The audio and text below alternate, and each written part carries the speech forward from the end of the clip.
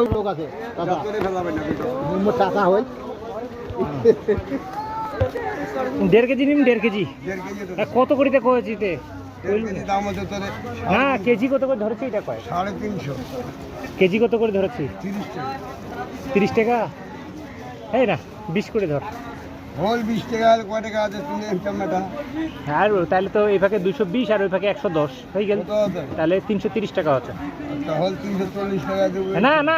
তোর তো ঘুরি ঘুরি তোর হিসাবটা হইল তাহলে 30 টাকা দেব অসুবিধাটা কোটে আর আমি তো একটাই আদালা কত করে ধরেছি দে আদা তুই নিয়ে কুতলা নেব কয় কেজি না ওই ভাগে একটা বড় ওই যে বড়টা দেখি না ওইটা হলো এটা অরিজিনাল দেশি ওইটা না